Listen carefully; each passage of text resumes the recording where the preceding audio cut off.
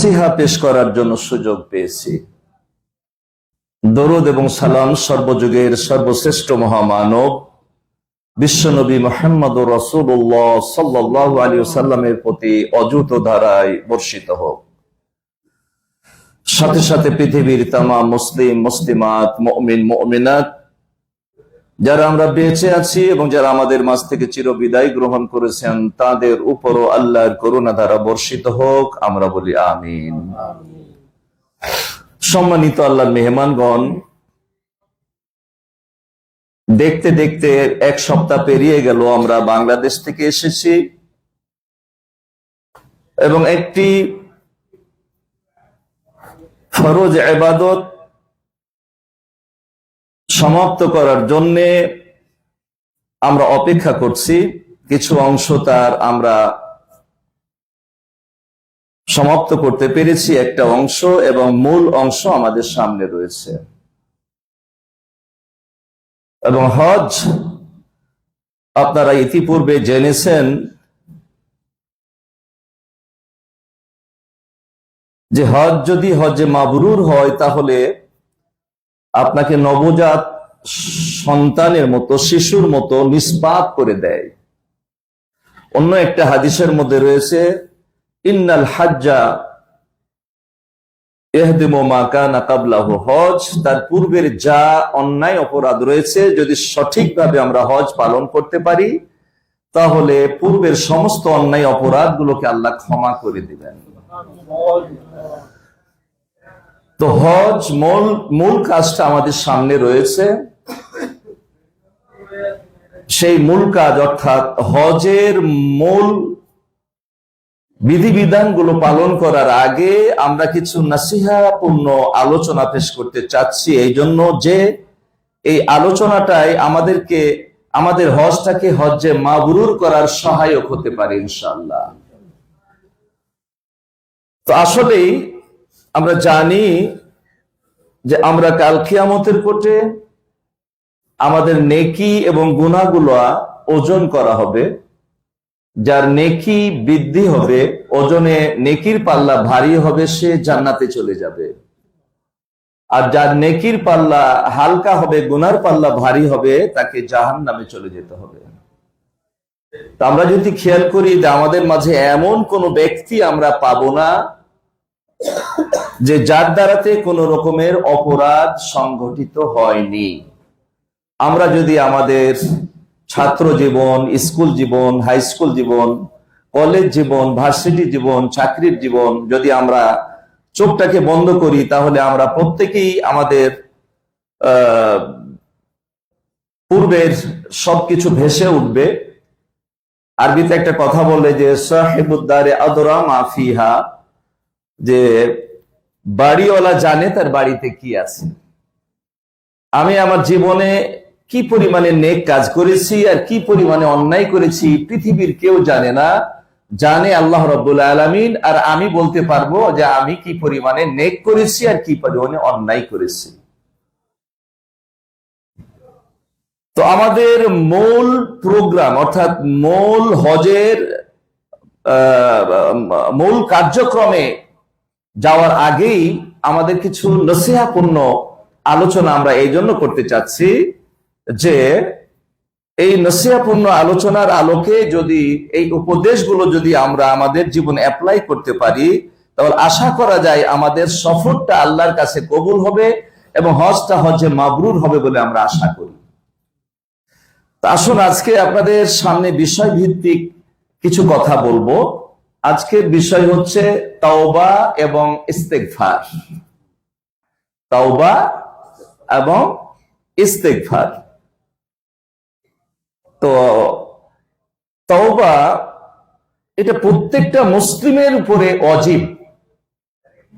তাওবাটা প্রত্যেকটা মুসলিমের উপরে ওয়াজিব।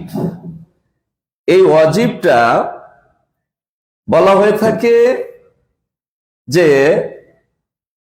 এই তাওবাটা যদি আল্লাহ কবুল করেন তাহলে আপনি নিষ্পাপ হয়ে যাবেন। তাওবার মাধ্যমেও আপনার জীবনের সমস্ত অন্যায়গুলোকে ক্ষমা করার একটা সুযোগ আল্লাহ রাব্বুল আলামিন দিয়েছেন।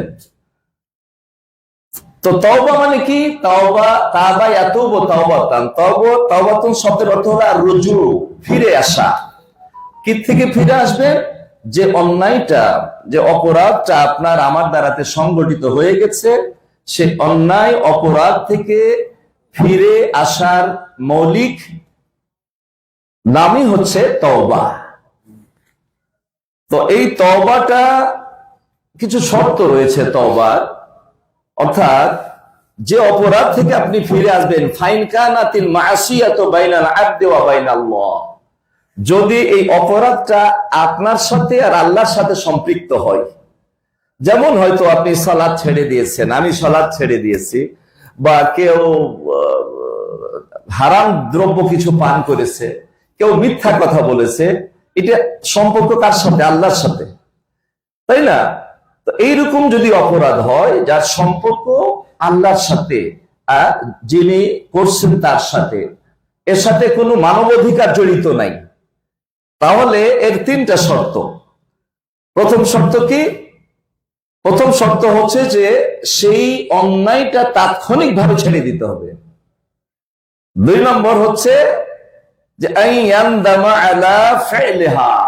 সে যে অপরাধটা করে ফেলেছে তার জন্য আল্লাহর কাছে অনুশোচিত হতে হবে, তার অনুশোচনা হবে যে হে রব, আমি শয়তানের চক্রান্তে অন্যায় করে ফেলেছি, এখন আমি বড়ই লজ্জিত, বড়ই অনুশোচিত, আল্লাহ তুমি ক্ষমা করে দাও, এই অপরাধ আমার জীবনে দ্বিতীয়বার সংগঠিত হবে না।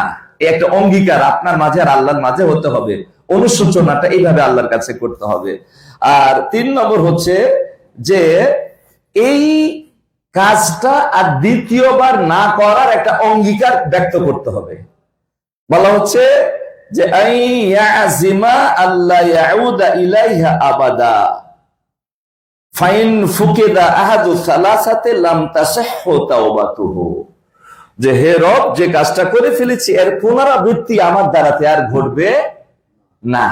এই তিনটা শর্ত যদি আপনি পূর্ণ করতে পারেন তাহলে আল্লাহ রাব্বুল আলামিন আপনার তওবা কবুল করবেন, আপনার তওবাটা সহি হবে, যে সম্পর্কে আল্লাহ রাব্বুল আলামিন বলেছেন ইয়া আইয়ুহাল্লাযীনা আমানু তুবু ইলাল্লাহি তাওবাতান নাসুহা, যে ইয়া আইয়ুহাল্লাযীনা আমানু, হে মুমিনেরা তোমরা তওবা করো আল্লাহর কাছে, সঠিক তওবা, নির্ভেজাল তওবা, একবারে নিষ্কুলুস তওবা করো।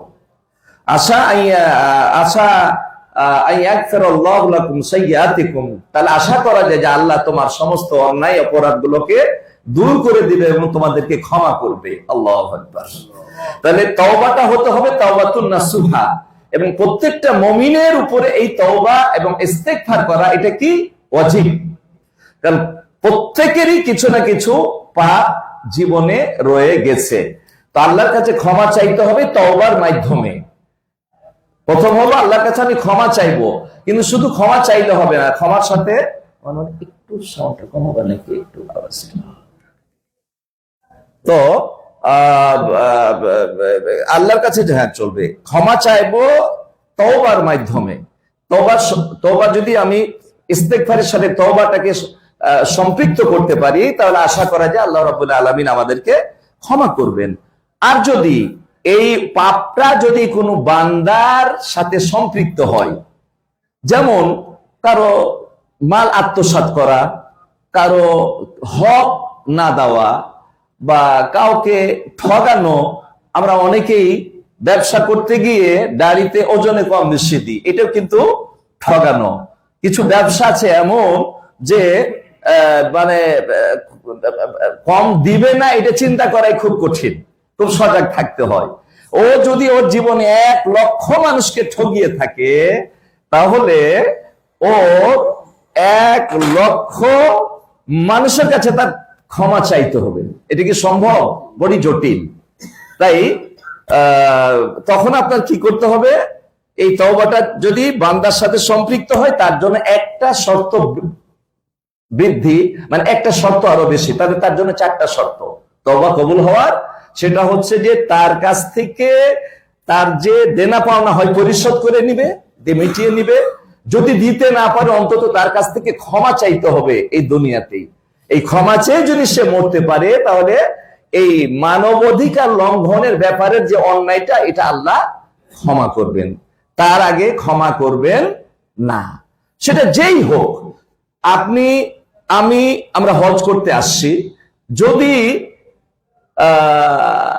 কোন কারো হক নষ্ট করে আসি, তাহলে একবার না, আপনি আমি জীবনে যতবারই হজ করি, যদি এটার মীমাংসা শেষ করে না আসতে পারি, তাহলে আপনার হজ কবুল হবে না। হজে মাবরুর তো দূরে থাক, হজ কবুল হবে না। আপনাকে তওবা করতে হবে। সম্মানিত উপস্থিতি, তো আল্লাহ রাব্বুল আলামিন কোরআন মাজিদের মধ্যে বলছেন, তওবা নিয়ে কথা বলছেন, ইন্নামাত তাওবাতু আলাল্লাহি লিল্লাযিনা ইয়ামালুনা সুআ বিজাহালা। বলছেন যে আল্লাহর জন্যই তওবা, ওই ব্যক্তির তওবা আল্লাহ কবুল করেন যে অন্যায় কাজ করে অজ্ঞতাবশত, বেজাহালা, অজ্ঞতা সারে। এটার একটু ব্যাখ্যা আছে, এটা আমি বলবো, আমি শুধু অর্থটা করে নি। সুম্মা ইয়াতুবুনা মিন কারিব, এরপরে সে তওবা করে তাৎক্ষণিক, খুব দ্রুত তওবা করে। অন্যায়টা করেছে, কিন্তু অন্যায় করার পরে আর দেরি করে না, খুব তাড়াতাড়ি তওবা করে।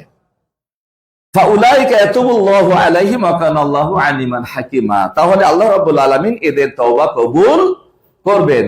আর আল্লাহ রাব্বুল আলামিন খুব ভালো করেই জানেন যে আপনার তওবাটা আসলে সঠিক হয়েছে কিনা। তিনি আলিম, তিনি মহাবিজ্ঞ এবং মহাবিজ্ঞানী, তিনি সবকিছু জানেন, তাই না? আমরা তো অনেকেই মনে করি তওবা মানে তওবা তওবা তওবা, সকালে তওবা করলাম, বিকেলে তওবা করলাম, এই তওবা হয়ে গেল না। তওবাটা মুখে উচ্চারণের বিষয় না। তওবার অর্থ আমি আগেই বলেছি, ফিরে আসা। যে অন্যায় অপরাধ করে ফেলেছি, সেই অন্যায় থেকে আমাকে ফিরে আসতে হবে এই শর্তের ভিত্তিতে, তাহলে আল্লাহ কবুল করবেন। সম্মানিত উপস্থিতি, এরপরে বলছেন যে লাইসাতি তাওবাতু লিল্লাযিনা ইয়ামালুনা সাইয়্যা, মানে কার তওবা আল্লাহ কবুল করবেন আর কার করবেন না, এখানে ক্লিয়ার করে বলে দিয়েছেন যে লাইসাতি তাওবা, বলছে তার তওবা আল্লাহ গ্রহণ করবেন না। ইয়ামালুনা সাইয়্যা, যে পাপ করতেই থাকে, সে পাপ করতেই থাকে, হাত্তা ইযা হাদারা আহাদাহুমুল মাউত, পাপ করতে করতে করতে যখন মৃত্যু সন্নিকটে আসে, ক্বালা ইন্নী তুবতুল আন, তখন সে বলে যে আমি তওবা করছি। মানে একদম মৃত্যু, মালাকুল মাউত কাছে চলে আসছে, তার মৃত্যুর সিমটমস, লক্ষণ দেখা দিয়েছে, ঠিক সেই মুহূর্তে বলে যে ইন্নী তুবতুল আন, বলছে আল্লাহ এর তওবা কবুল করবেন না। ওয়ালাল্লাযীনা ইয়াতুবুনা ওয়া হুম কুফার, আর কাফিরি অবস্থাতে, বেঈমান অবস্থাতে তওবা করলে তওবা কবুল হবে না। তওবার জন্য ঈমান শর্ত। উলাইকা আ'তাদনা লাহুম আযাবান আলীমা। আল্লাহ রাব্বুল আলামিন বলছেন, এই যারা তওবা করলো বেঠিকভাবে, সঠিকভাবে তওবা করলো না, এরা তওবা করার পরেও আল্লাহ বলছেন এদের জন্য আমি কঠিন আযাব প্রস্তুত রেখেছি। তাহলে তওবা যদি তওবার মতো না হয়, তওবায়ে নাসুহা না হয়, তাহলে এই তওবা করে আপনার কোনো ফায়দা হবে না। তাহলে তওবাটা করতে হবে সঠিকভাবে, তার শর্ত পূরণ করে আপনাকে তওবা করতে হবে। তাহলে ইস্তেগফারের সাথে যখন তওবা একসঙ্গে হবে, তখন আপনাকে আল্লাহ রাব্বুল আলামিন ক্ষমা করে দিবেন, আপনাকে আল্লাহ ক্ষমা করে দিবেন। তো এখানে আল্লাহ রাসূল আরো একটা হাদিস সুন্দর করে বলছেন যে বান্দা, ওই উপরে একটা কথা, বেজাহালা শব্দটা একটু ব্যাখ্যা দরকার, যে অজ্ঞতা সারে পাপ করবে, মানে না জেনে পাপ করবে। বিষয়টা এখানে বাহ্যিক দৃষ্টিতে এটা বোঝাচ্ছে, কিন্তু সাহাবায়ে কেরাম এবং মুফাসসিরিন এটার অর্থ এইভাবে নেননি। অজ্ঞতা সারে বলতে কি, যে পাপ করবে সে জানবে না যে এটা পাপ, যেটা অন্যায়, এটা করলে গুনাহ হবে, এটা যে জানবে না, যে না জেনে করবে তারই গুনাহ মাফ হবে, তারই তওবা কবুল হবে।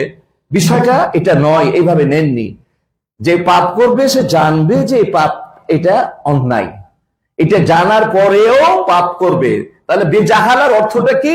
বেজাহালা যে এর পরিণামটা যে এত মারাত্মক, তখন সে জানবে না, সে পরকালে যে এর কঠিন শাস্তি, এটার ব্যাপারে সে বেখেয়াল থাকবে, সে তার অনুভূতি থাকবে না। এটা একটা অনেকেই অর্থ করেছেন। আবার কেউ কেউ বলেছেন যে এর অর্থ হচ্ছে বেজাহালা যে আসলে যে পাপের পরিণতি এত কঠিন, পাপের পরিণতি এত কঠিন যে যার রেজাল্ট হচ্ছে জাহান্নাম, যে এই বিষয়টা যে প্রকৃত ভাবে জানবে সে কোনোদিন এই পাপের যাবে না, তাহলে তার অনুভূতি থাকবে না যে এর রেজাল্ট এত মারাত্মক হতে পারে। মানে এটা এর খেয়ালেই থাকবে না। তো বিষয়টা এই, তো আপনি যদি জেনেও পাপ করেন, তারপরে যদি সঠিকভাবে তওবা করেন আর আল্লাহর কাছে ক্ষমা চান, আল্লাহ ক্ষমা করে দিবেন। অনেক হাদিস এবং কোরআন মাজিদের আয়াত আমাদের সামনে রয়েছে। একটা হাদিস বলি, আনাস রাদিয়াল্লাহু তাআলা আনহু থেকে, তিনি বলছেন যে আমি রাসূল সাল্লাল্লাহু আলাইহি ওয়াসাল্লাম থেকে শুনেছি, তিনি বলছেন, ইয়া ইবনে আদম, হে আদম সন্তানেরা, ইন্নাকা মা দাআউতানি ওয়া রাজাউতানি গাফারতু লাকা আলা মা কানা মিনকা। বলছেন হাদিসের মধ্যে আল্লাহ রাসূল বলেছেন যে এটা হাদিসে কুদসি, আল্লাহ রাব্বুল আলামিন বলছেন, ইয়া ইবনে আদম লাউ বালা মা দাআউতানি ওয়া রাজাউতানি, তুমি যখন আমাকে ডাকবে এবং আমার কাছে এই ডাকের মধ্যে তোমার একটা আশা থাকবে যে আল্লাহকে ডাকলে আমি পাবো, আমার আল্লাহর কাছে ক্ষমা চাইলে আমি ক্ষমা পাবো, এইরকম আশা নিয়ে যখন তুমি আমাকে ডাকবে, গাফারতু লাকা, আমি তোমাকে ক্ষমা করে দেব আলা মা কানা মিনকা, তুমি যা করো না কেন, তুমি যত অপরাধই করো না কেন, তুমি যখন ডাকবে আমাকে তখন আমি তোমাকে ক্ষমা করে দেব, তোমার দ্বারাতে যা হোক না কেন আমি ক্ষমা করে দেব, যদি সঠিকভাবে আমার কাছে ক্ষমা চাও আর আমাকে ডাকো। এরপরে আরেক বলছে যে ইবনে আদম লাউ বালাকা যুনুবুকা আলানাস সামা, তোমার অপরাধ যদি অপরাধ করতে করতে করতে করতে আসমান পর্যন্ত যদি পৌঁছে যায়, এরপরে যদি তুমি আমাকে ডাকো, আমার কাছে ক্ষমা চাও, আল্লাহ বলছেন যে গাফারতু লাকা ওয়ালা উবালি, আমি তোমাকে ক্ষমা করে দেবো, আমি কারো পরোয়াই করব না। আল্লাহু আকবার, চিন্তা করতে পারছেন? এরপরে 3 নম্বরে আরো একটা যে বাক্য আল্লাহ রাসূল আল্লাহ রাব্বুল আলামিন এখানে বলছেন যে ইয়া ইবনে আদম লাউ আতাইতানি বিকুরাবিল আরদি খাতায়া, হে মানব সন্তান, যদি তোমরা পৃথিবী ভর্তি পাপ করো, এরপরে তোমরা কি করো, ওয়ালা তুশরিকু বি শাইআ, পৃথিবী ভর্তি পাপ, যত রকমের পাপ আছে সবের মধ্যে আছে, শুধুমাত্র শিরক নাই। শিরক ব্যতি রেখে আল্লাহর জমিনে যত পাপ আছে সব পাপ আছে। আর এই পাপের পরিমাণ কত, জমিন আর আসমান ভর্তি হয়ে গেছে। এরপরে যদি তুমি আমার কাছে চাও, ক্ষমা চাও, তাহলে আতাইতুকা বিকুরাবিহা মাগফিরা, তাহলে আমি পৃথিবী ভর্তি ক্ষমা নিয়ে তোমার দিকে এগিয়ে যাব। আল্লাহু আকবার, আলহামদুলিল্লাহ, আলহামদুলিল্লাহ। আমার আল্লাহ কত দয়াশীল, আপনি কি চিন্তা করতে পারছেন? আমরা পাপ করতে করতে পৃথিবী ভর্তি করে দিব, এরপরও আল্লাহর কাছে যদি আমি একটু এগিয়ে যাই, আল্লাহ পৃথিবী ভর্তি ক্ষমা নিয়ে আপনার জীবনের সমস্ত অন্যায়গুলোকে আল্লাহ ক্ষমা করে দিবেন। তো আমরা আসছি হজ করতে, আমরা কি পাপ নিয়ে যাব নাকি ক্ষমা করাবো? এটা ক্ষমা করার, ক্ষমা করিয়ে নেওয়ার একটা মোক্ষম একটা জায়গা। আমরা হজের মূল কাঠামো, যখন হজের মূল প্রোগ্রামে যাওয়ার আগেই আমাদের জীবনের অন্যায় অপরাধগুলো আমরা কি করব, আল্লাহর কাছে তওবা করে ইস্তেগফার করে একবারে পরিষ্কার ক্লিন করে আমরা আরাফার ময়দানে যেতে চাই। কি বলেন, ঠিক কিনা? ইনশাআল্লাহ। আল্লাহ রাব্বুল আলামিন যেন আমাদেরকে তৌফিক দান করেন। আমরা আসছি তো গুনার বোঝা কাঁধে নিয়ে, তাই না? এই গুনাহ নিয়ে যদি আবার ফিরে যাইতে হবে না। আর আরাফার ময়দানে আল্লাহ আমাদের কথা শুনবেন, আমাদের ডাকে সাড়া দিবেন, যা চাইবো তাই দিবেন। কিন্তু যদি আমাদের এই আগের যদি খতিয়ান, গুনার খতিয়ান যদি পরিষ্কার না থাকে, তাহলে গুনার মধ্যে আবার কি, এটা কি সুন্দর দেখাবে? ওই যে হাল খাতার মতো আমি বলে থাকি, হাল খাতা কেন করা হয়? আগের দেনা পাওনা সব শেষ, নতুন খাতা খোলা হয়, তাই না? তা আমরা গুনার যত গুনাহ আছে এর হাল খাতা করতে চাই, সবকে বিদায় করে দিয়ে আমরা নেকির নতুন খাতা খুলতে চাই ইনশাআল্লাহ। আল্লাহ রাব্বুল আলামিন যেন কবুল করেন। সম্মানিত উপস্থিতি, তাহলে আমরা এটা মনে করলে কোনো প্রয়োজন নাই যে আমি অনেক পাপ করেছি, আল্লাহ কি এত পাপ, এত পাপী, এত বড় পাপী আমি ক্ষমা করবেন না? আল্লাহ ক্ষমা করে দিবেন। হ্যাঁ, এখানে একটা কথা আর একটু বলে দিই, এটা ব্যাখ্যাটা হয়ে ওঠেনি, যে বান্দার সাথে সম্পৃক্ত হওয়ার একটু উদাহরণ আপনাকে দিই। বান্দার সাথে সম্পৃক্ত হওয়ার উদাহরণ আপনাকে দিই। যেমন ধরেন, কেউ যদি কোন ছেলেকে একটু বেশি দিলেন, আবার কোন ছেলেকে কম দিলেন, এইরকম যদি ঘটনা ঘটে, তাহলে এটাও বান্দার হক নষ্ট করলেন। আবার অনেক দেখা যায় যে ছেলেদেরকে দিল, মেয়েদেরকে ঠিক মতো দিল না। আবার অনেকে দেখা যায় যে বাবা মারা গেছে, ভাই তার বোনদেরকে ঠিক মতো বুঝিয়ে হক বুঝিয়ে দেয় না। এইটাও বান্দার হক নষ্টর মধ্যে আপনি পড়ে গেছেন। যতক্ষণ না দিবেন, আপনার কোনো ইবাদত আল্লাহ কবুল করবেন না। আপনাকে এটা বুঝিয়ে দিতেই হবে। এমনকি আপনি বিয়ে করেছেন, এখনো দেনমোহর দেননি, এরকম যদি আমি বলি, দেখা যাবে যে কিছু হাত উঠবে যে এখনো আমরা দেনমোহর দিইনি। সে যদি অন্তর থেকে আপনাকে ক্ষমা না করে, কাল কিয়ামতের কোর্টে আপনার নেকি দিয়ে দেনমোহর শোধ করতে হবে। সাবধান, এখনো সময় আছে। যারা দেনমোহর দেননি, নিয়ত করেন যে বাড়ি গিয়ে দেনমোহর দিব আগে। এখানেও আপনি আটকা পড়ে যাবেন। এটা আমি বলছি না। যদি এই হুকুকের ব্যাপারে, এই মাল সম্পদ, এই হুকুকের ব্যাপারে সূরা নিসাতে চমৎকার ভাবে বলে দেওয়া আছে যে কে কতটি পাবে, ছেলে কতটি পাবে, মেয়ে কতটি পাবে, ভাই কতটি পাবে, স্বামী মরলে স্ত্রী কত পাবে, স্ত্রী বললে স্বামী, সব বলে দেওয়ার পরে আল্লাহ রাব্বুল আলামিন বলছেন 13 নম্বর আয়াতে সূরা নিসা, তিলকা হুদুদুল্লাহ, এটা হচ্ছে আল্লাহর বিধান, এটা হচ্ছে আল্লাহর সীমারেখা। ফামান ইউতিইল্লাহ ওয়া রাসূলাহু ইউদখিলহু জান্নাতিন তাজরি মিন তাহতিহাল আনহার।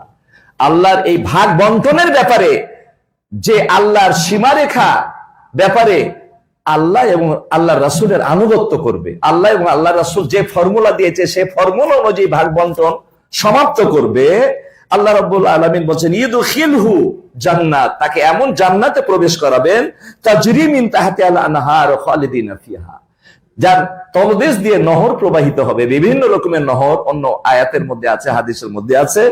আর খালিদিনা ফিহা, সেখানে সে জান্নাতে চিরস্থায়ী হবে।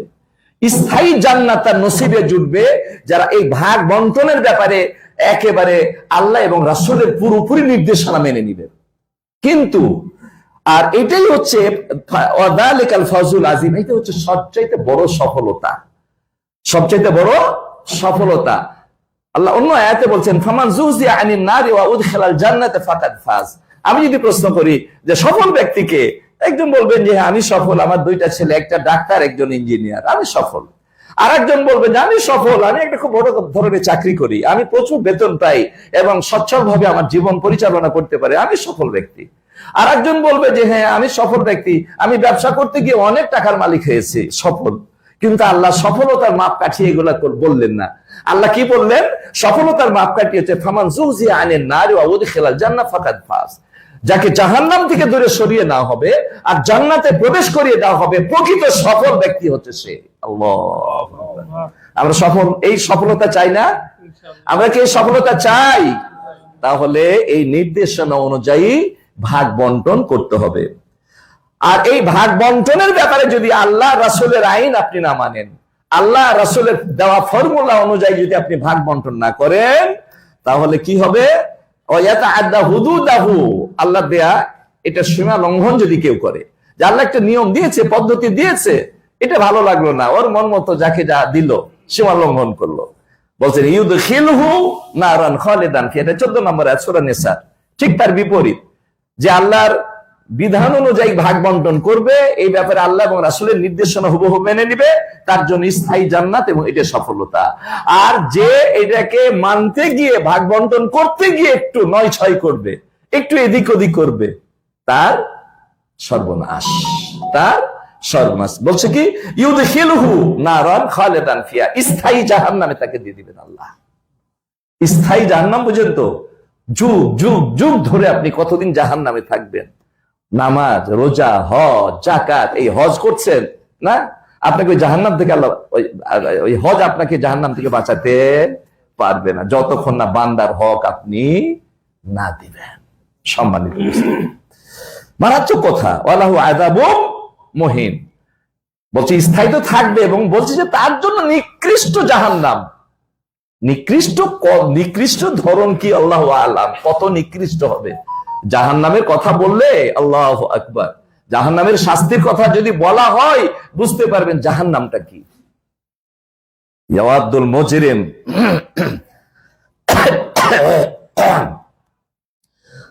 আল্লাহ রাব্বুল আলামিন বলছেন যারা অপরাধ গুনাহ নিয়ে বিভিন্ন রকমের গুনাহ নিয়ে যারা মারা যাবে এবং পরকালে উঠবে, সেদিন জাহান্নামকে তাদের সামনে নিয়ে আসা হবে। জাহান্নামকে সমস্ত মানুষের সামনে উপস্থাপন করা হবে। জাহান্নামের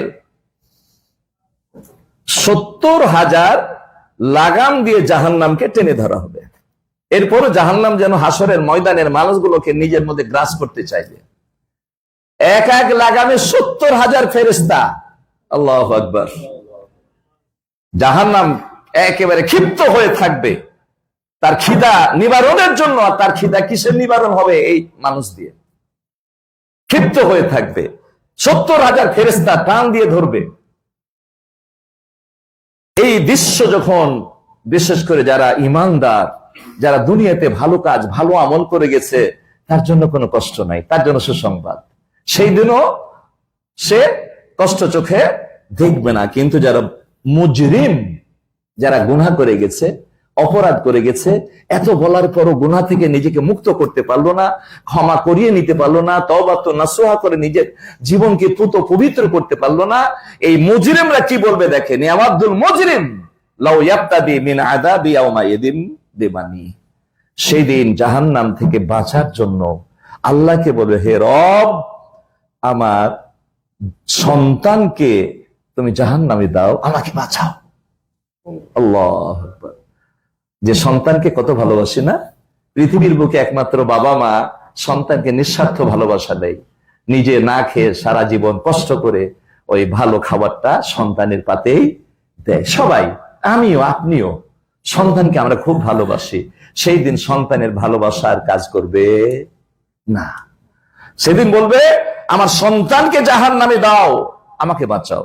আমার স্ত্রীকে জাহান্নামে দাও, আমাকে বাঁচাও। ও আখি, আমার মায়ের পেটের ভাই, আপন ভাইকে জাহান্নামে দাও, আমাকে বাঁচাও। ও ফাসিলাতিহি আল্লাতী তুবিহি, যারা আমাদের দেখাশোনা করতো, আত্মীয় স্বজন, এদেরকে জাহান্নামে দিয়ে আমাকে বাঁচাও। ওয়ামান ফিল আরজি জামিআন সুম্মা ইনজি। বলবে, আল্লাহ তুমি দুনিয়ার সব মানুষকে দিয়ে দাও জাহান্নামে, আমি একাকে বাঁচাও। মানে জাহান্নামের দৃশ্য দেখে অবস্থাটা এমন হবে, যা বলতে হয় তা বলবে, যা বলতে হয় না তাও বলবে। কথাটা বুঝতে পারছেন? ও যে পৃথিবীর সবাইকে দিয়ে দাও, আমাকে বাঁচাও তুমি, আমি একাকে বাঁচাও। এটা কি সম্ভব? এটা কি কোনো বলার কথা না? বলার কথা না। কিন্তু জাহান্নামের বিভীষিকা, জাহান্নামের বিভৎস, জাহান্নামের মারাত্মক অবস্থা দেখে হিতাহিত জ্ঞান শূন্য হয়ে যাবে। হ্যাঁ, বলবে, আমার ছেলেকে দাও, আমার স্ত্রীকে দাও, আমার ভাইকে দাও, আমার আত্মীয় স্বজনকে দাও। ওমান ফিল আরজি জামিআ সুম্মা ইনজি, দুনিয়া সবকে দিয়ে দাও আল্লাহ, তারপর আমাকে তুমি বাঁচাও। এই ইয়াওয়াদুল মুজরিম, এটা আকাঙ্ক্ষা করবে কে? গুনাহগার, যারা গুনাহ নিয়ে মরবেন। আল্লাহ কি বলবেন? কাল্লা, কখনো নয়।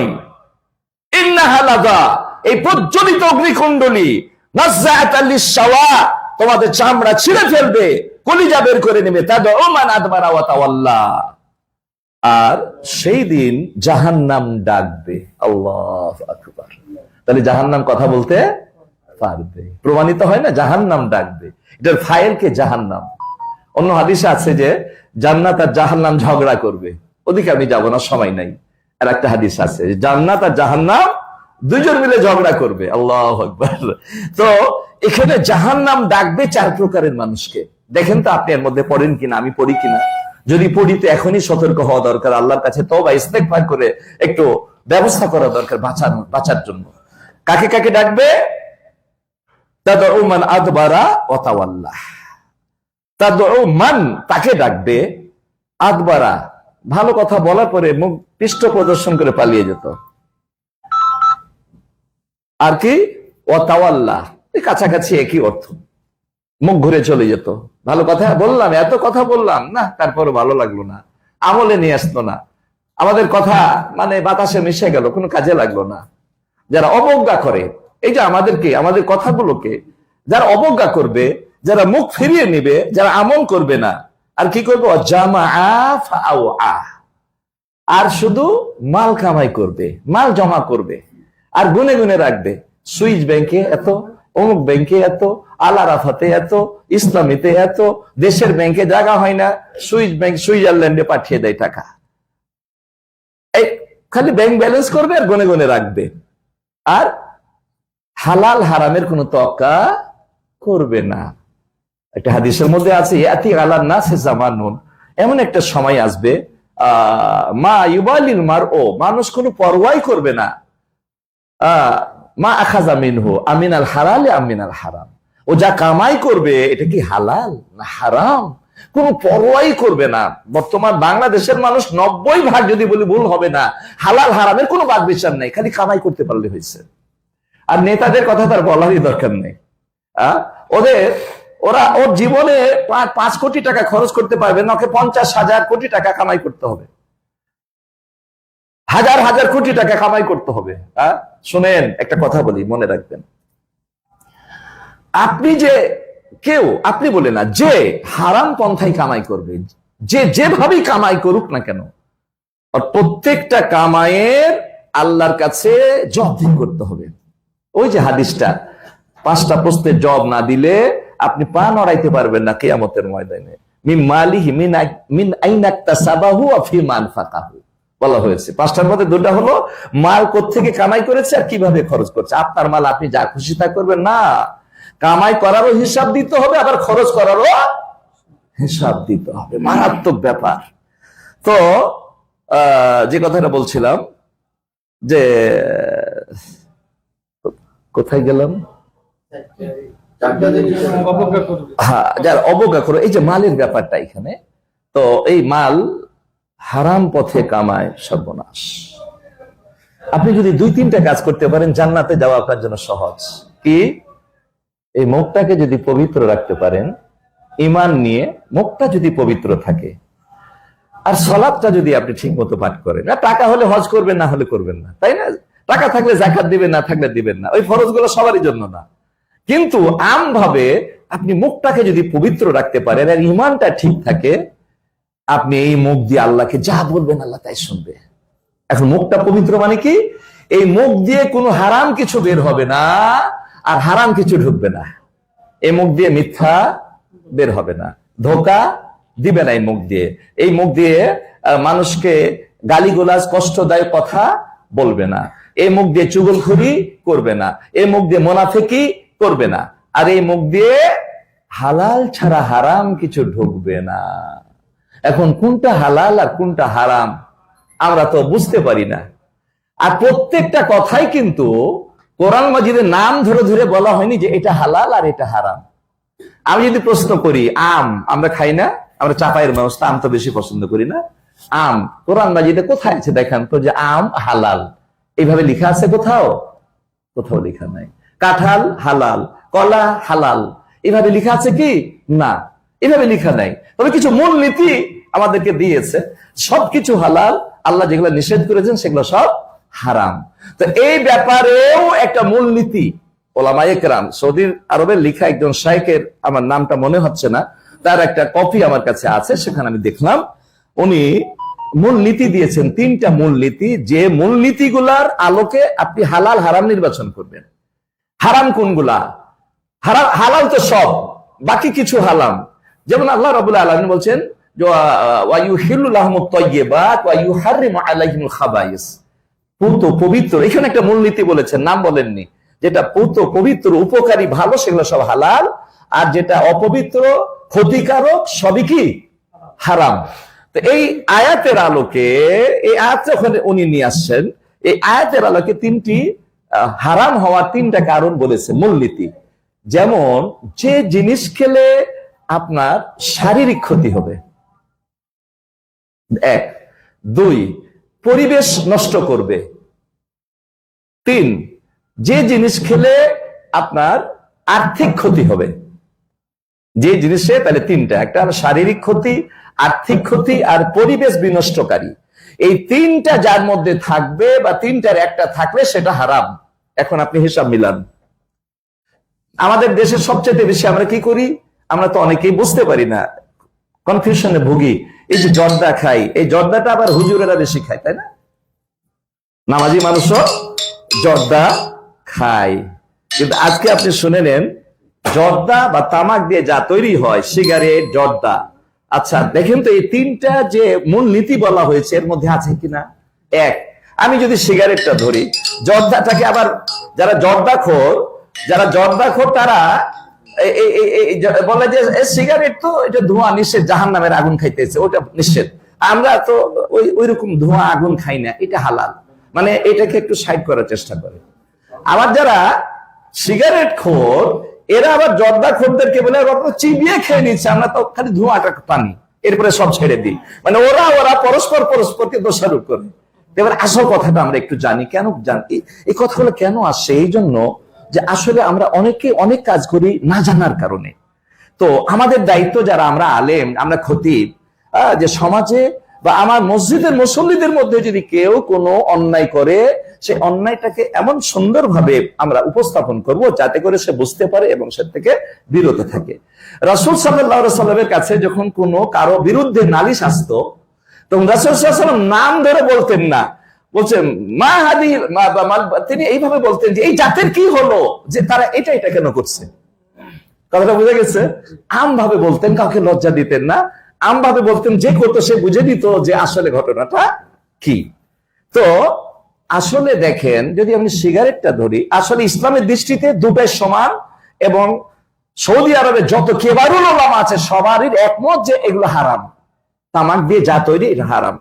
তো এই তামাকের তৈরি করা যদি আপনি জিনিস খান, আপনার হজ, নামাজ, রোজা কিছু কাজে লাগবে না, যে কোনো হারাম। তার মধ্যে এটা যেমন সিগারেট। আচ্ছা, পৃথিবীর মধ্যে বা আপনারা এখানে যারা আছেন, সিগারেট এবং জর্দার মধ্যে শারীরিক উপকারিতা আছে কি একজন বলতে পারবেন? বরং কি আছে? ক্ষতি আছে। আমি বলেছিলাম হারাম হওয়ার মূল নীতি তিনটা। শারীরিক ক্ষতি হবে, আর্থিক ক্ষতি। আর্থিক ক্ষতি কি? আর্থিক ক্ষতি হচ্ছে যে আপনি সিগারেটে প্রতিদিন 100 টাকা করে আপনি এই 100 টাকার নোটকে যেন আগুন দিয়ে জ্বালিয়ে ফেলে দিলেন, তাহলে এটা আর্থিক ক্ষতি হয়ে গেল। পরিবেশ বিনষ্টকারী। আচ্ছা বলেন তো, সিগারেটটা যারা পান করে তারা একটু আড়াল খুঁজে, বাবার সামনে খেতে পারে না, মায়ের সামনে খায় না, শ্বশুরের সামনে খায় না, কারণ ওই পরিবেশে চলে না। আচ্ছা, সিগারেটটা কি মসজিদে চলে? মসজিদে খাওয়া যায়? ঈদগাহে চলে মনে হয়? ঈদগাহে কাউকে খেতে দেখেছেন সিগারেট? বা মসজিদের ভিতরে সিগারেট খেতে দেখেছেন? তবে জর্দা খাই মসজিদের ভিতরে, তবু জিনিসটা দুটাই কিন্তু সমান। কথাটা কি বুঝে গেছে? তাহলে এগুলোতে খাওয়া যায় না, ভালো মানুষের কাছে, হুজুরের সামনে খাওয়া যায় না, খতিব সাহেবের সামনে, মানে কি পরিবেশ নষ্ট করবে, সব পরিবেশে সিগারেট চলে না। তাহলে আমি বলেছিলাম কি, শারীরিক ক্ষতি, আর্থিক ক্ষতি আর পরিবেশ নষ্ট করবে যে জিনিসে, সেটাই হারাম। আপনি যার মধ্যে এটা পাবেন সেটাই হারাম। তো কোথায় খাওয়া যায় সিগারেট? কোথায় খাওয়া যায়? হ্যাঁ, সিগারেট খাওয়ার একটা জায়গা আছে, টয়লেট। অনেকে আবার টয়লেটে সিগারেট টানে, মানে মানে টয়লেটের সিগারেট না খেলে নাকি টয়লেট হয় না, এরকম ঘটনা আমরা শুনছি। আল্লাহ এটা কাউকে, ওয়াল্লাহি আল্লাহর কসম, আমি কাউকে কষ্ট দেওয়ার জন্য বলছি না, বাস্তবটা আমাদের উপলব্ধি করতে হবে, জানতে হবে। আমরা না জানার কারণে অনেক আমলকে সহজ মনে করি, অথচ এটা আল্লাহর কাছে অনেক জঘন্য। সম্মানিত উপস্থিতি, তাহলে হারামের মূল নীতিটা আপনার মাথায় রাখতে হবে। যদিও সিগারেটের জর্দার নাম নিলাম, কিন্তু এছাড়া যত কিছু আছে এর মধ্যে পড়বে। যেমন খামর, মদ। আমরা মদ মনে করি যে শুধু ওই যে তরল বোতলে পাওয়া যায়, শুধু সেটাই মদ, এটা মনে করি। জনিয়কার ব্ল্যাক, জনিয়কার রেড, বাংলা, কেরু, কত যে নাম দিয়ে রাখছে। আমার কাছে একটা বই আছে, 30টা নাম আছে মদের, ছোট্ট একটা বই আছে।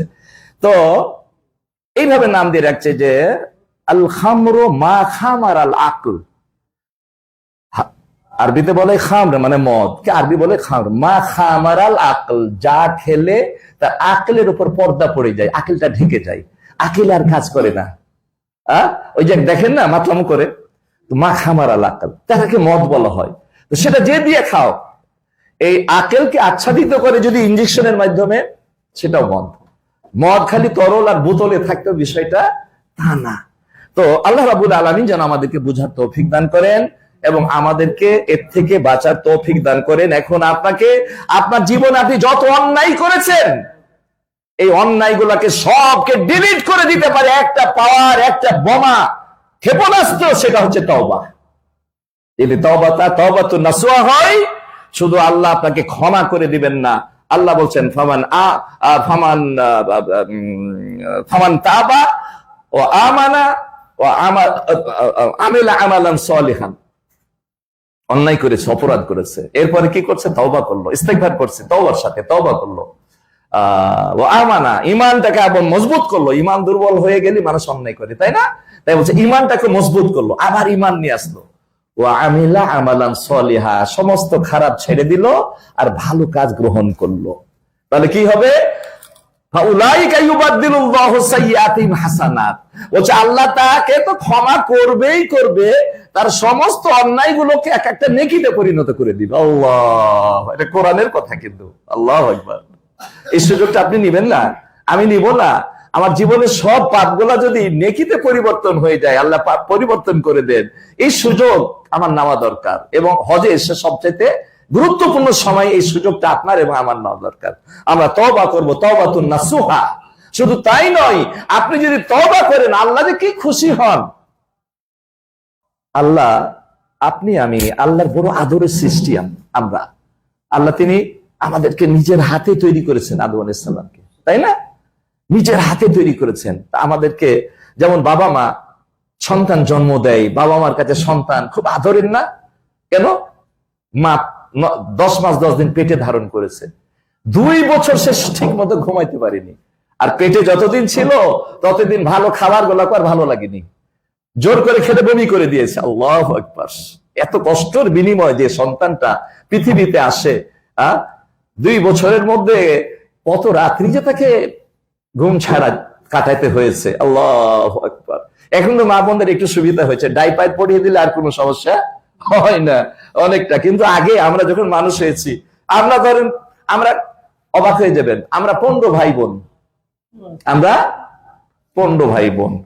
তো আমার মায়ের কোল খালি যায়নি কোনো সময়তে, তখন কোন ডাইপার ছিল না, এই নিয়ে আমাদেরকে মানুষ করেছে এবং রান্নাও করেছে। তখন কাজের মেয়েও পাওয়া যেত না। এখন তো আমার বাড়িতে 4-5টা কাজের মেয়ে, তখন কাজের মেয়েও পাওয়া যেত না। আল্লাহু আকবার। তো মায়েরা কি কষ্ট করে, যে কথাটা আমি বলছিলাম, যে এত কষ্ট করে মায়ের সন্তান, মা বাবার সন্তানের প্রতি কি মায়া। তো আল্লাহ রাব্বুল আলামিন, তিনি তো আমাদের সৃষ্টি করেছেন, মৌলিকভাবে আমাদের সৃষ্টি করেছেন না। আদমকে সৃষ্টি করা মানে আমাদেরকে, মা বাবা যেমন সন্তানকে ভালোবাসে, আল্লাহ রাব্বুল আলামিন তার চাইতে বহু গুণে আমাদেরকে ভালোবাসেন, বহু গুণে। দেখেন, আপনি বাবা মা ভালোবাসে, ঠিক আছে, আপনি বাবা মার কাছে কিছু চান না, একটা জিনিস যদি 1 বার 2 বার 3 বার চান, বিরক্ত হয়ে যায়। একটা জিনিস এতবার চাই নাকি? বেশি চাইলে বাবা মা বা অন্য কেউ ভাই বিরক্ত হয়। আর আল্লাহ রাব্বুল আলামিন, আমরা কোন আল্লাহ পেয়েছি যে আল্লাহর কাছে না চাইলেই আল্লাহ বিরক্ত হন? যত চাইবেন আল্লাহ তত খুশি। অপরাধ করার পরে আপনি আল্লাহর কাছে ক্ষমা চাইবেন, তওবা করবেন, আল্লাহ বেশি খুশি। একটা হাদিসের মধ্যে বলছেন যে আল্লাহু আশাদ্দু ফারহান বিতাওবাতি আবদিহি হিনা ইয়াতুবু ইলাইহি, যে আল্লাহ এত খুশি হন, বলছে আল্লাহর কসম, কসম আল্লাহ, আল্লাহর কসম, আল্লাহ সবচাইতে বেশি খুশি হন, মানে আল্লাহ এত খুশি হন ওই ব্যক্তির চাইতেও যে একটা উট নিয়ে একটা মরুভূমি পাড়ি দিয়েছে, তার উটের মধ্যে তার পানি, তার খাবার, ধরেন যে 2 সপ্তাহ 3 সপ্তাহের পর সেই উটের মধ্যে তার পানি খাবার, ফানফালাতাত মিনহু, হঠাৎ করে তার মনটা হারিয়ে গেল। এখন সে চিন্তা করছে আমার মৃত্যু ছাড়া কোনো উপায় নাই। চিন্তা করতে করতে একটা গাছের নিচে গিয়ে নিদ্রা চলে আসছে, হালকা একটু ঘুম চলে আসছে, ঘুমায় গেছে যে সর্বনাশ হয়ে গেছে, আমার মৃত্যু ছাড়া আর কোনো পথ নাই। ইনহিয়া বিহা কাহিমা, হঠাৎ করে দেখছে উটটা আবার সামনে চলে আসছে, মানে সে ধরেই নিয়েছিল আমার মৃত্যু। এখন আল্লাহর হুকুম, আল্লাহর ইচ্ছায় উটটা আবার তার সামনে হাজির হয়ে গেছে। তো উটটাকে সে ধরে এত খুশি হয়েছে, বলছে আল্লাহকে ধন্যবাদ দিতে গিয়ে বলছে আল্লাহুম্মা আনতা আবদি ওয়া আনা রাব্বুকা, হে আল্লাহ তুমি আমার বান্দা, আমি তোমার রব। কি হলো? আখতা বে আসাদ্দিল ফারহে, বলছে যে হাদিসের মধ্যে বলা হচ্ছে যে ভুল করে বসতো কেন? অতিরিক্ত খুশির কারণে। আর বলার কথা ছিল আল্লাহুম্মা আনতা রব্বি, হে আল্লাহ তুমি আমার রব, তোমার প্রশংসা, আমি তোমার বান্দা, না বলে উল্টিয়ে দিয়েছে যে তুমি আমার বান্দা, আমি তো কত খুশি হলে এত বড় ভুল করে। হাদিসের মধ্যে রাসূল বলছেন যে, সহিহ হাদিস, যে আল্লাহ একটা বান্দা অন্যায় করতে করতে যখন আল্লাহর দিকে ইস্তিগফার এবং তওবার মধ্যে ফিরে আসে, আল্লাহ এতটা খুশি হন। আমরা কি এই সুযোগটা নিব না? আমরা নিব কি নিব না? আপনি যতই জীবনে পাপ করেন আল্লাহ ক্ষমা করে দিবেন। আল্লাহ রাব্বুল আলামিন বলছেন যে লা তাকনাতু মির রাহমাতিল্লাহ, হে ওমর, যারা তোমরা নিজেদের নফসের উপর জুলুম করেছো, জালাম ফি আনফুসিহিম লা তাকনাতু মির ইন্নাল্লাহা ইয়াগফিরুয যুনুবা জামিয়া। আরে আল্লাহ তোমার সব গুনাহ মাফ করে দিবে, তোমার চিন্তা কিসের? খালি আল্লাহর কাছে ক্ষমা চাইতে হবে আর তওবা করতে হবে। আমাদের কাজ কি? তওবার সাথে আল্লাহর কাছে ক্ষমা চাওয়া। তাহলে আল্লাহ সব আপনার আমার জীবনের গুনাহ ক্ষমা করে দিবে। এটা চিন্তার কোনো দরকার নাই যে এত পাপ করেছি জীবনে, এত নামাজ ত্যাগ করেছি, এত অন্যায় করেছি, এত হারামের মধ্যে ছিলাম, এত মিথ্যা, আল্লাহ কি এত পাপ ক্ষমা করবেন? এই চিন্তা করবেন না। আল্লাহ রাব্বুল আলামিন বলেছেন, আনা আলা জন্নে আবদি বি, বলছে আমার বান্দা আমাকে যেমনটি ধারণা করবে আমি তেমনই। আল্লাহ যদি, আপনি যদি ধারণা করেন আমি কত পাপ করেছি, আল্লাহর রহমত তার চাইতে কত গুণে বেশি, আল্লাহ আমাকে ক্ষমা করবেন, আল্লাহ ক্ষমা করবেন। আর আপনি যদি মনে করেন যে এত পাপ করেছি আল্লাহ কি ক্ষমা করবেন, আপনি যা ধারণা করবেন আল্লাহ তাই, তখন আল্লাহ ক্ষমা করবে না। তা আল্লাহর ব্যাপারে কি নেগেটিভ চিন্তা করার কোন সুযোগ আছে? আমরা সব সময় পজিটিভ চিন্তা করব আল্লাহর কাছে।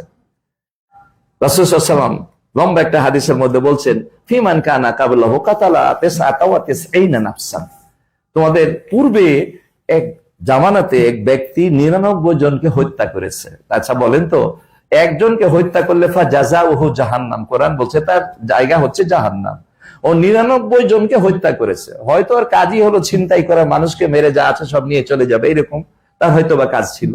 99 জনকে হত্যা করে হঠাৎ করে তার অনুশোচনা আসছে যে সর্বনাশ, আমি 99 জনকে হত্যা করেছি, আমার তো পরকাল শেষ, তাই না? আমার তো পরকাল শেষ, আমার মতো পাপী, এত বড় পাপী তার কেউ নাই। আচ্ছা আমি যদি তওবা করি আল্লাহ কি আমার তওবা কবুল করবেন?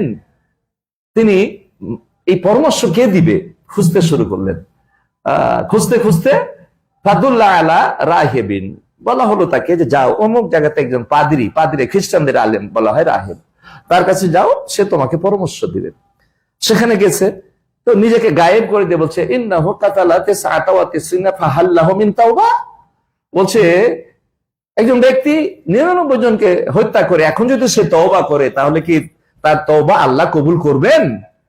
তো তার এলেম কম ছিল, রাহেবের এলেম কম ছিল, তো বলছে যে লা, তোমার তওবা আল্লাহ কবুল করবেন না। তো এই 99 জনকে হত্যাকারী ব্যক্তি অন্তত এতটুকু জানে আল্লাহ হচ্ছেন গাফুরুর রহিম, আল্লাহর রহমতের কোন সীমা নাই। আরে বলছে আল্লাহ তওবা করবে, কবুল করবে না, ওর রাগটা কিন্তু আরো বেশি হয়েছে। কথাটা বুঝছেন না? যে 99 জন মানুষকে হত্যা পারে, তার মন মেজাজটা কেমন এটা কি আর বলার অপেক্ষা রাখে না। ও যখন বলছে তোমার তওবা আল্লাহ কবুল করবে না, ওর রাগটা বেড়ে গিয়ে তরবারি বের করে একেবারে দিয়েছে, শেষ। ফাকাম্মালা বিহি মিয়াতান, হাদিস বলছে যে ফাকাম্মালা বিহি মিয়াতান, ওকে হত্যা করে সেঞ্চুরি করছে, 100 পুরাই দিয়েছে। কথাটা বুঝছেন? কিন্তু সঠিক পরামর্শ কে দিবে সে খুঁজতে আছে।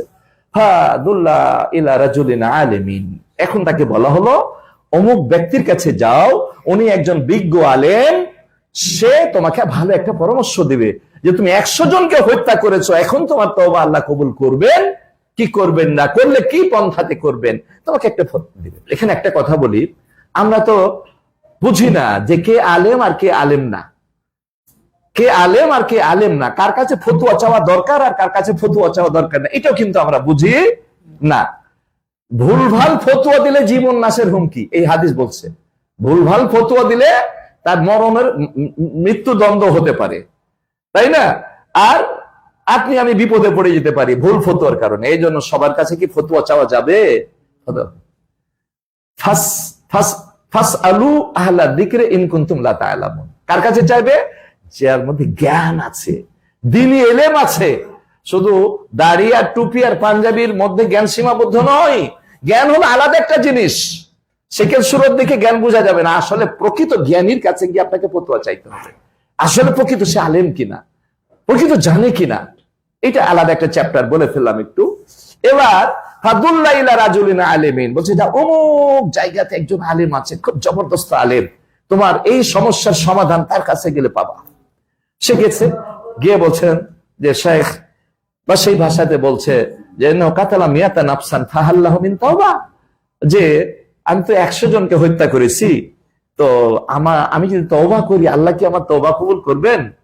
তিনি বলছেন ওমা ইয়াখুলু বাইনাল্লাহি ওয়া বাইনাত তাওবা, বলছে তওবা আর আল্লাহর মাঝে কে বাধা সৃষ্টি করতে পারে, কে প্রতিবন্ধক হতে পারে? তওবার দরজা ওপেন, খোলা রয়েছে। কতক্ষণ পর্যন্ত? হাত্তা তাতলাউ শামসু মিন মাগরিবিহা, পশ্চিম দিকে সূর্য না ওঠা পর্যন্ত তওবার দরজা ওপেন। আর তওবা তার জন্য নয় যার মৃত্যুর সময় সন্নিকটে, গড়গড়ি চলে আসে, মৃত্যুর সময়ের আওয়াজ চলে আসে, মালাকুল মউতকে সে দেখতে পায়, এরকম অবস্থায় তওবা করলে তওবা কবুল হবে না। তো বলছে ওমাই ইয়াহুলু বাইনাকা ওয়া বাইনাত তাওবা, তোমার মাঝে আর তওবার মাঝে প্রতিবন্ধক কি আছে? তুমি যখনই তওবা করবা তোমার তওবা কবুল হয়ে যাবে, কিন্তু কিছু প্রস্তুতি গ্রহণ করতে হবে, প্রিপারেশন নিতে হবে তোমাকে। কি? ইযহাবিল আরদিন কাদা ওয়া কাদা ফাইন্না বিহা উনাসু ইয়াবুদুনাল্লাহ ফাবুদিল্লাহ মাহুম, অমুক গ্রামে চলে যাও, অমুক গ্রামে কিছু ভালো মানুষ বাস করে, আল্লাহর বান্দা কিছু বাস করে, তারা আল্লাহর দাসত্ব করে, আল্লাহর নির্দেশনা মেনে চলে, আল্লাহর ইবাদত ঠিক মতো করে, তাদের সাথে গিয়ে বাকি জীবনটা কাটিয়ে দাও। ওয়ালা তারজি ইলা আরজিকা আবাদা, আর তোমার গ্রাম ওখানে হিরোইন খোর, ইয়াবা খোর, ফেন্সিডিল খোর, সিগারেট খোর, বিড়ি খোর, জর্দা খোর, একজন এরকম হাজী সাহেব আছে যে আমি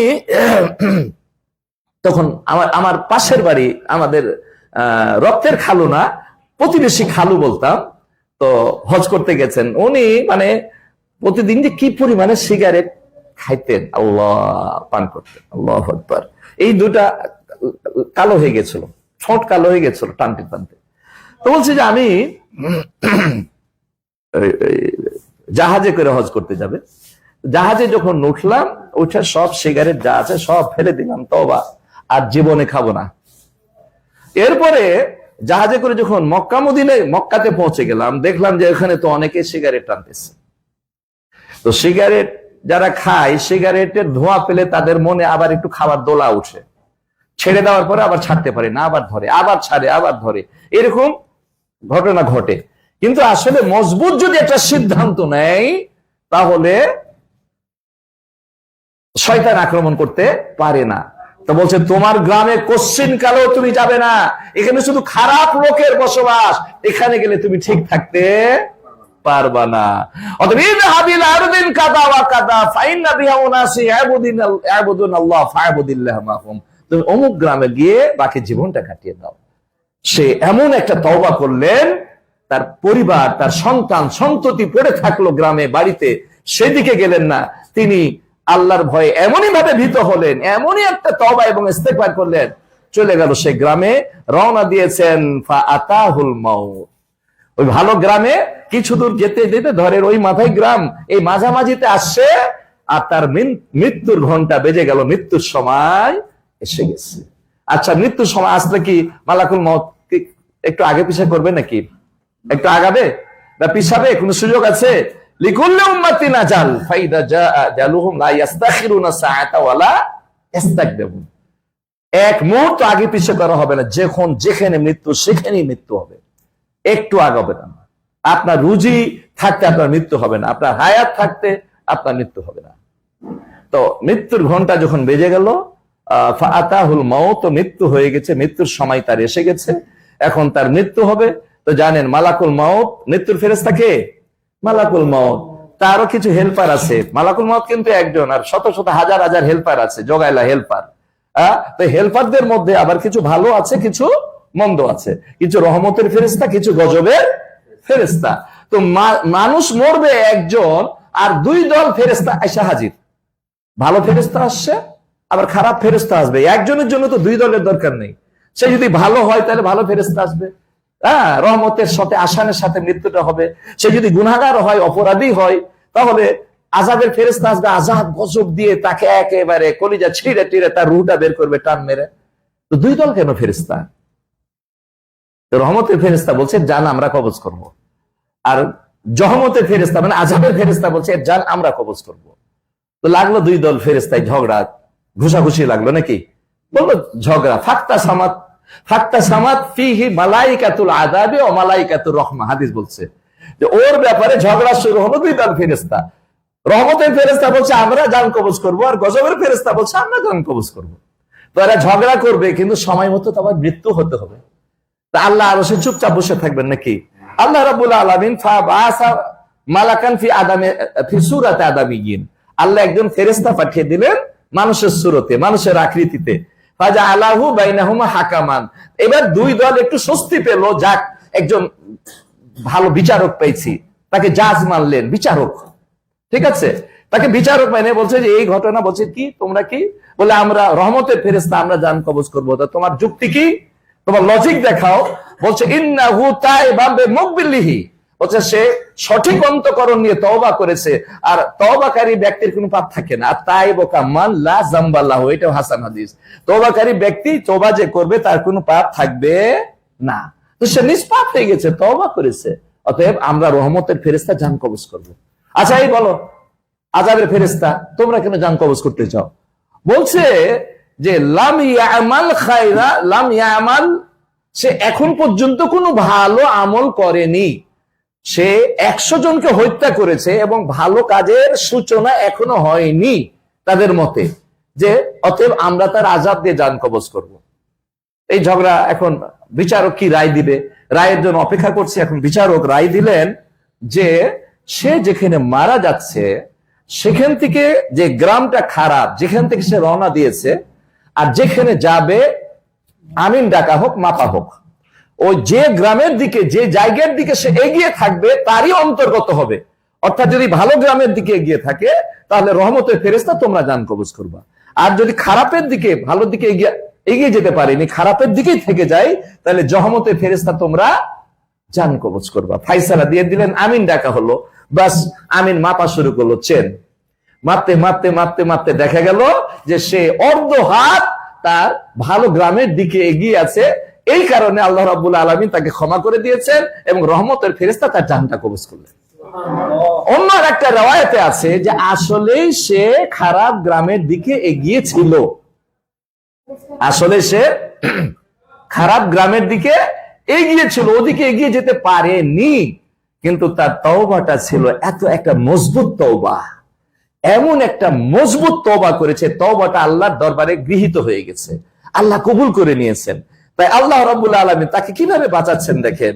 আল্লাহ রাব্বুল আলামিন ওই দুই জমিনকে ওহী নাজিল করলেন, ফাআওহা ইলা হাদি আন তাকাররাবি ওয়া ইলা হাদি আন তাবাদি, বলছে হে ভালো জমিন তুমি এর কাছাকাছি চলে আসো, আর হে খারাপ জমিন তুমি এর থেকে দূরে সরে যাও। আল্লাহু আকবার।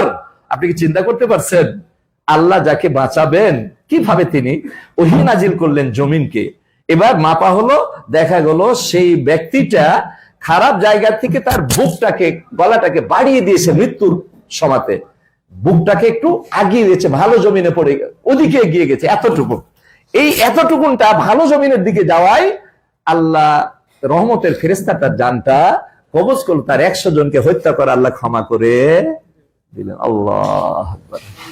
সম্মানিত উপস্থিতি, তাই আসুন আমাদের তওবাটা তওবায়ে নাসুহা হতে হবে, তওবাটা তওবায়ে নাসুহা হতে হবে। সঠিক